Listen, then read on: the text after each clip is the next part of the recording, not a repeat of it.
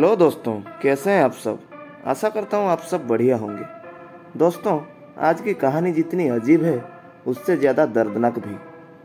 आपने किसी के कत्ल के लिए किसी इंसान को फांसी मिलते हुए बहुत बार सुना होगा, लेकिन क्या कभी ये सुना है कि एक इंसान की कत्ल के लिए एक जानवर को फांसी दी जाती है, वो भी एक हाथी की, जिसकी वजन 5000 किलो से भी ज़्यादा थी। 1894 में अमेरिका में एक एशियन प्रजाति की हाथी मैरी का जन्म हुआ। 22 साल के उम्र में इसको फांसी चढ़ाया गया। एरविन शहर के पास 40 किलोमीटर दूर एक जगह था किंग्सपोर्ट। 1916 को वहाँ पे एक फेमस सर्कस आना था। इस शो का नाम था एस्पार्क्स वर्ल्ड फेमस शो। इस शो का मालिक का नाम एस्पार्क था। सितंबर का महीना था तो एस्पार्क और उसकी पूरी टीम किंग्सपोर्ट पहुंचते हैं। अगले एक हफ्ते के बाद शो शुरू होना था। इस सर्कस का एक जान हुआ करती थी, वो थी यही हथनी मैरी। मैरी उस वक्त अमेरिका में बहुत फेमस थी। वो अपने सूंड से 25 तरह की धुन निकल सकती थी, बेसबॉल खेल सकती थी, नाच सकती थी और अपने 2 पैरों पे खड़ी भी हो सकती थी। सब लोग उसे लाइक करते थे, खास तौर से बच्चे। इसी दौरान मैरी की जो मोहब्बत था, जो मैरी को कंट्रोल करता था, उसका एस्पार्क से अनबन हो जाती है और वो नौकरी छोड़ के चला जाता है। अब वो अचानक नौकरी छोड़ के गया। सर्कस कुछ ही दिन में शुरू होने वाला है।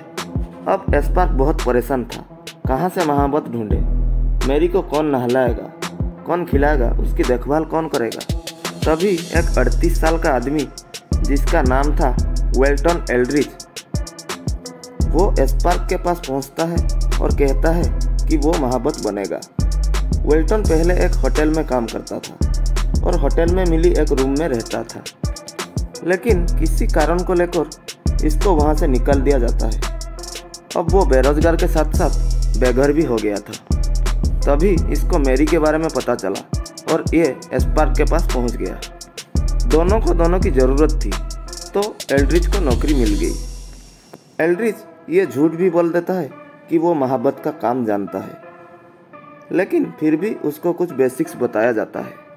ये कहा जाता है कि हाथी के कान में एक भाला होता है, उसी भाला में चुभोने से वो कंट्रोल में रहती है। अगर हाथी को राइट के तरफ लेना हो तो उसकी लेफ्ट भाले में चुभोना पड़ता है, और अगर राइट साइड लेना हो तो उसके लेफ्ट कान के भाले में चुभोना पड़ता है। और बाकी टाइम पे खाना खिलाना, टाइम पे पानी पिलाना, ये सब बताया जाता है। अब 11 सितंबर को ये नौकरी ज्वाइन किया और 12 सितंबर को सर्कस का प्रचार करने का प्लान बनती है और प्रचार में मैरी को भी ले जाया जाता है क्योंकि वो सेंटर ऑफ अट्रैक्शन थी। एल्ड्रिच मैरी के ऊपर बैठा हुआ है। इसी दौरान मैरी को सड़क किनारे एक तरबूज का टुकड़ा दिखता है। क्योंकि हाथियों को तरबूज बहुत पसंद है तो मैरी उस तरबूज के तरफ चलने लगती है। अब हथनी, लेकिन वो राइट साइड तरबूज के ओर चल रही थी। एल्ड्रिच उसी टेक्निक का यूज करते हुए उसके राइट ईयर के भाले को चुभोने लगा, लेकिन उसने बहुत कम वक्त में 4-5 बार मैरी के भाले को चुभो दिया और मैरी गुस्सा हो गई। तब मैरी सूंड से एल्ड्रिच को पकड़ती है और हवा में उछल देती है। जब वो नीचे गिरता है तभी मैरी अपना एक पैर उसके सर पे रख देती है और वहीं एल्ड्रिच का मौत हो जाती है। इस पैरेड को हजारों लोग देख रहे थे और उनके सामने ही मैरी ने एल्ड्रिच को मार डाला। लोग दहशत में आ गए। कुछ तो सोचे कि मैरी पागल हो गई है। उनमें से एक के पास पिस्तौल था। उसने मैरी को 4-5 गोली भी मारा, लेकिन उस गोली का कोई असर नहीं हुआ। मोटी चमड़ी थी और शायद वो पिस्तौल उतना पावरफुल नहीं था। फिर किसी तरीके से मैरी को कंट्रोल करके वापस ले जाया गया, लेकिन तभी तक वहाँ के हर लोग बस एक ही बात कह रहे थे कि मैरी को मार डालो। 1916 का वक्त था। उस वक्त भीड़ का फैसला आखिरी फैसला बन जाता था। यह भी फाइनल हो गया कि अगर मैरी को नहीं मारा गया तो सर्कस चलने नहीं दिया जाएगा।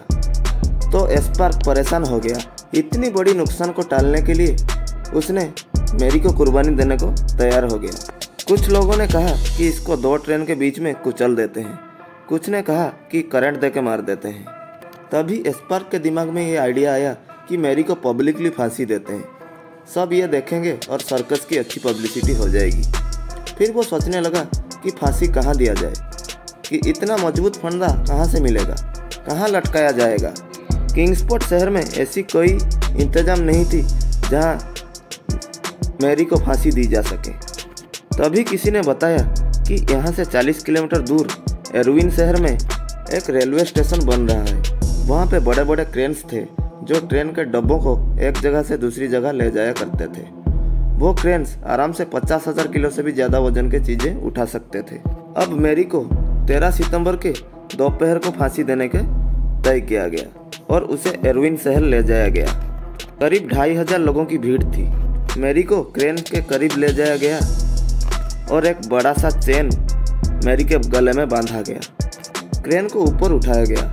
जमीन से 5 फीट ऊपर मैरी गई थी, तभी चेन टूट गई। मैरी नीचे गिरी और उसकी गले के हड्डी बड्डी सब टूट चुकी थी, लेकिन फिर भी तमाशा जारी था। फिर दोबारा एक और मजबूत और मोटे चेन का इंतजाम किया गया। इस बार मैरी करीब 15 फुट ऊपर थी। करीब 45 मिनट तक वो हवा में झूलती रही। जब लोगों को ये भरोसा हो गया कि वो मर चुकी है, तब उसे नीचे लाया गया। उसी करीब एक बड़ा सा गड्ढा खोदा गया और मैरी को दफनाया गया। शायद ये दुनिया का पहला और आखिरी ऐसी घटना है।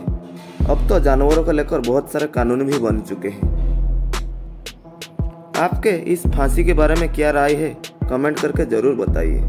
चैनल को सब्सक्राइब करके बेल आइकन को भी दबा दीजिए ताकि आपको ऐसी ही वीडियोस मिलती रहे। तो मिलते हैं अगली वीडियो में, तब तक के लिए खुश रहिए।